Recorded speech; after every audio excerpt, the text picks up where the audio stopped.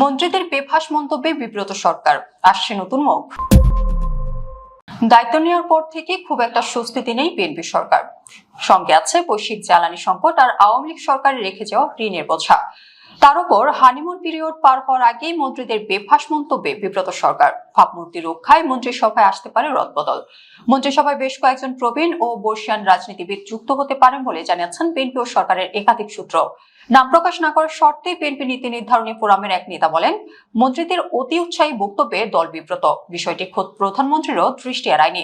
অনেকের ওপর হয়তো অধিক দায়িত্বের বোঝা চেপে আছে। সঙ্গত কারণে বেশ কিছু মন্ত্রীর দায়িত্ব পুনর্বন্টন হওয়ার বিষয়ে আলাপ আলোচনা চলছে।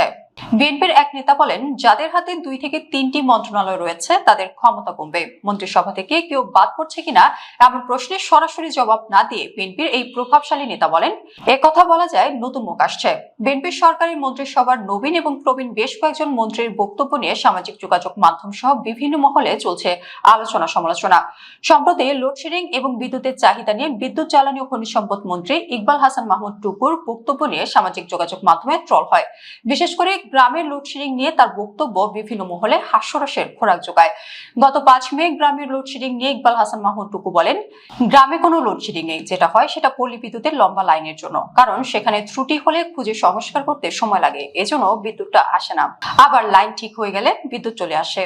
গরমের তীব্র লোডশেডিং এ গ্রাম এলাকার মানুষের মধ্যে ক্ষোভেরও জন্ম দেয়।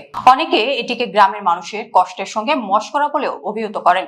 দায়িত্ব নেওয়ার পরপরই পরিবহন খাতে চাঁদাবাজি নিয়ে সড়ক পরিবহন ও সেতু মন্ত্রী শেখ রবিউল আলমের একটি বক্তব্য ব্যাপক সমালোচনার জন্ম দেয়। তিনি বলেছিলেন, পরিবহন খাতে মালিক শ্রমিক সংগঠনের নামে টাকা তোলাকে সরাসরি চাঁদাবাজি বলা ঠিক হবে না। এটি মূলত সংগঠন পরিচালনার জন্য একটি সার্ভিস চার্জ। সড়কে দীর্ঘদিনের সিন্ডিকেট ও চাঁদাবাজিতে অতিষ্ঠ গাড়ি চালক থেকে শুরু করে সাধারণ মানুষ মন্ত্রীর এই ধরনের বক্তব্যে হতাশ ও ক্ষুব্ধ হয়। ঈদ উল ফিতরের আগেও ঈদযাত্রায় কোথাও বেশি ভাড়া নেওয়া হচ্ছে না বলে বক্তব্য দিয়ে তীব্র সমালোচনার মুখে পড়েন সড়ক মন্ত্রী।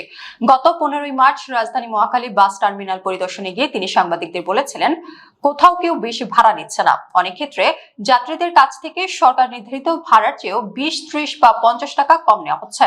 মন্ত্রীর ওই বক্তব্যের পর সাধারণ যাত্রী, ভোক্তা অধিকার সংগঠন এবং সামাজিক যোগাযোগ মাধ্যম সহ বিভিন্ন মাধ্যমে তীব্র প্রতিক্রিয়া দেখায়।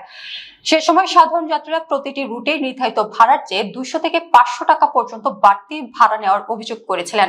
এই তোমরা কেমন আছো? ভালো, পড়ালেখা করো তো? করতে হবে, নকল আর হবে না। শিক্ষামন্ত্রী আনম এহসানুল হক মিলনের এই বক্তব্য নিয়েও ব্যাপক ট্রল হয়। বর্তমান শিক্ষা ব্যবস্থায় অতীতের মতো নকলের কোনো সুযোগ না থাকলেও মন্ত্রীর গতবাধা বক্তব্যে অভিভাবক ও শিক্ষার্থী সহ বিভিন্ন মহলে হাস্যরসের সৃষ্টি হয়।